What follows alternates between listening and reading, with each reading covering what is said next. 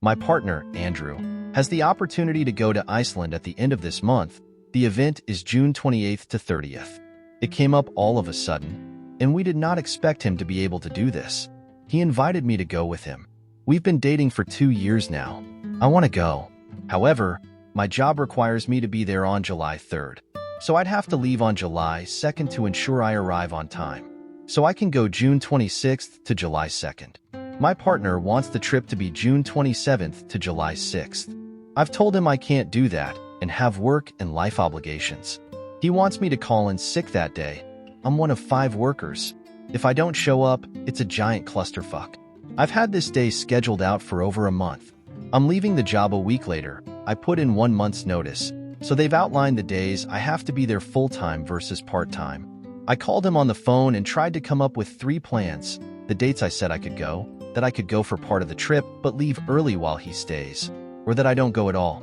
He argued that if I already put in my last day, why can't I move it up since I don't even need to give a 2-week notice? I argued that doing so would burn a very valuable bridge in my network with possible future jobs. In the end, he said, "I feel like you're putting your job before me and this relationship. I need to reevaluate the trip and our relationship," and he hung up. This kind of reaction from him is out of the blue. I know that he's been stressed with work and the idea of this event, so I'm trying to give him a grain of salt. I know I'd be upset if I were in his position, but I would also understand that this is life, and sadly, obligations keep us from doing what we want. I know I'm probably in denial and trying to fix something I can't. I've talked with friends, my parents, and my therapist. They all think his reaction is over the top, and something else might be underlining it. The idea of work getting in the way of fun things is an understandable concept, but my partner thinks I should follow along with him since I work a part-time job and I'm leaving soon. I would like advice on either navigating this rocky into the relationship or on how to better explain to him that I can't throw my job away for a vacation, even if it's a once-in-a-lifetime trip. Additional information from Opie as she responded to multiple questions about her job and why she cannot make any changes to the dates provided by her employer. Opie, I work in a law firm, and I'm a witness to a signing. It's a small firm, and if I'm not there, it doesn't get done and is pushed back, which will cause a lot of issues financially and logistically. I've talked with work already, and they said I must come in. Relevant comments. Opie explains the legal reasons why she has to put her career and priorities over her boyfriend who is not showing any support for her. Opie, and I get his feelings. I'm just also upset that I've tried to make compromises and it's turned into a my way or the highway. I've talked with my bosses. This signing is out of my hands. They can't reschedule it. They can't pass it off to someone else. It is a will signing. It can't be pushed forward due to the client not having resources to come down except for the day. And it can't be pushed back because it'll be pushed back too far and risk the person dying prior to the updates. I feel like it's a double standard because whenever his work keeps him busy during a weekend, or when we've had plans that have included traveling long distances, I understand and find a compromise. His work has him working often 60+ hours a week, and on weekends when we've had plans. I've sacrificed too, and he's making me feel like I've done nothing in this relationship. Like and subscribe. It took them 4 months to find me as a replacement for their previous worker. The thing that is happening on July 3rd is time-sensitive and needs to happen. Other than the other coworker, who took that day off, I'm the only one who can do it due to other ramifications. If it doesn't get done, there will be consequences for many people. And if they're my only reference, what they say is important.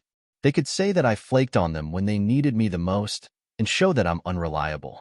But yeah, at this point, it's no longer about the job. It's the way Andrew went from 0 to 100 when I told him no and tried to offer a compromise. No, I'm filling in for the coworker that is out of town, who has priority because their time off is related to taking care of their dying father. I have talked with them. I am scheduled for that day, and they won't allow me to take a day off. I asked them a second time, and they told me to drop the subject because it's not going to happen. I work at a law firm with time-sensitive documents, hence that day being important. It's funny, because his job hates it when people take days off. They're only allowed 7 vacation days a year, and he's using up all of his and non-paid days for this trip to extend it. He's used some of the 7 days already, so only has 2 left. He's a cog in the machine. Meanwhile, I'm one of 5 people at a firm, and one person has already taken the day off. And Andrew is more career-motivated than I am. We've had to cancel many trips/dates because work calls him in for extra time, and he's salaried, so no OT. Ekris, your career and maintaining a level of consistency in it are not easy things to just give up. And for a lot of people, it would take years for them to develop a routine that they're comfortable living with. It is not up to him to decide what takes precedence in your life. If you value keeping a consistent routine, doing something on a whim that disrupts that is a bad move. You're supposed to help each other grow as individuals, not just as a couple. They should be an enhancement to your life, not something that fundamentally disrupts and invalidates you. OP. The thing is, I really want to go on the trip. That's why I tried to make a compromise. His friends are going too. That's why I offered the idea of him staying longer after I leave to return to work and other obligations. Update, June 8th, 2024. TLDR.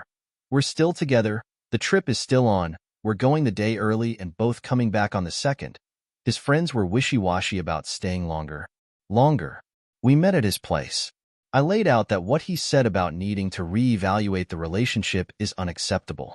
He apologized profusely and said that he said it under stress, but that doesn't excuse how much it hurt. He used the time to discuss with coworkers, and all of them agreed with him, except one, who talked about how your partner made commitments and is seeing them through, which made him sort of understand my POV. He didn't agree, but understood.